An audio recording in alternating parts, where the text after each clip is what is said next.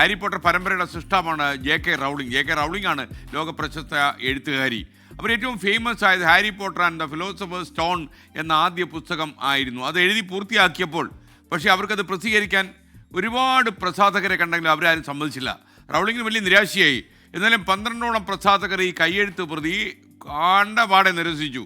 Rowling ദുരിതപൂർണ്ണമായ ജീവിതത്തിലൂടെ അങ്ങനെ മുന്നോട്ട് പോവുകയായിരുന്നു. അപ്പോഴാണ് അവർ യഥാർത്ഥത്തിൽ ഈ പുസ്തകത്തിലൂടെ എന്തെങ്കിലും നേടാമെന്ന് കരുതി ഈ പ്രസാധകരെ സമീപിച്ചത്. അവർ വിവാഹത ഈ ഡിവോഴ്സി ആയിരുന്നു. ഒരു ചെറിയ കുട്ടിയും അവർക്കുണ്ടായിരുന്നു. സാമ്പത്തികമായി വളരെ ക്ലേശം അനുഭവിക്കുന്ന ഒരു സമയത്താണ് അവർ ഈ പുസ്തകം എഴുതിയത്. ഈ സാഹചര്യങ്ങളിലും ഒരു പുസ്തകം എഴുതി അത് നിരസിക്കപ്പെട്ടാലുള്ള അവസ്ഥ നിങ്ങൾക്കറിയാമല്ലോ. സാമ്പത്തികം മാത്രമല്ല, മനസ്സുകൊണ്ട് അവിടെ വിശ്വാസങ്ങളും ആത്മവിശ്വാസവും ഒക്കെ തകർന്നു പോകും. അവർ തകർന്നു.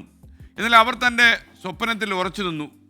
ഒരു കൊല്ലത്തിന് ശേഷം ബ്ലൂംസ്ബെറി പബ്ലിഷിംഗ് എന്ന സ്ഥാപനം അവരുടെ പുസ്തകം പ്രസിദ്ധീകരിച്ചു. ബ്ലൂംസ്ബെറിയുടെ എഡിറ്ററുടെ 8 വയസ്സുകാരിയായ മകൾക്ക് പുസ്തകം വായിക്കാൻ കൊടുത്തപ്പോൾ അവൾക്കത് ഒരുപാട് ഇഷ്ടപ്പെട്ടു എന്ന് പറഞ്ഞതുകൊണ്ടാണ് പ്രസാധകർ ഈ പുസ്തകം പ്രസിദ്ധപ്പെടുത്താൻ താല്പര്യം കാണിച്ചത്. പിന്നീടുള്ളത് ചരിത്രമായി.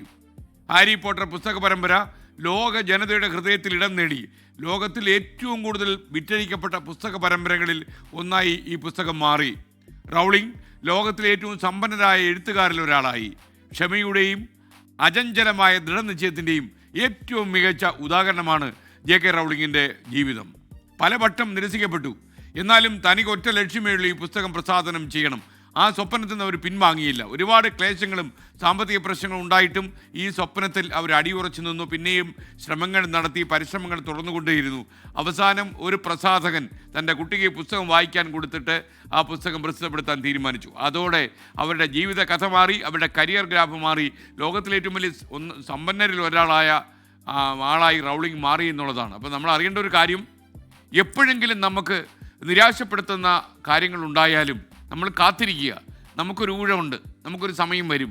നടൻ ശ്രീനിവാസൻ എപ്പോഴും പറയും, ഒരുവൻ ഈ മണ്ണിൽ ജനിച്ചു പോയാൽ അവനൊരു സ്പേസ് ഉണ്ട്, ആ സ്പേസിലേക്ക് കാര്യങ്ങൾ ഇറങ്ങി വരും എന്ന വിശ്വാസം അദ്ദേഹം പ്രകടിപ്പിച്ചിട്ടുണ്ട്. അതേപോലെ തന്നെയായിരുന്നു റൗളിങ്ങിൻ്റെ ജീവിതം നമ്മെ പഠിപ്പിക്കുന്നത്.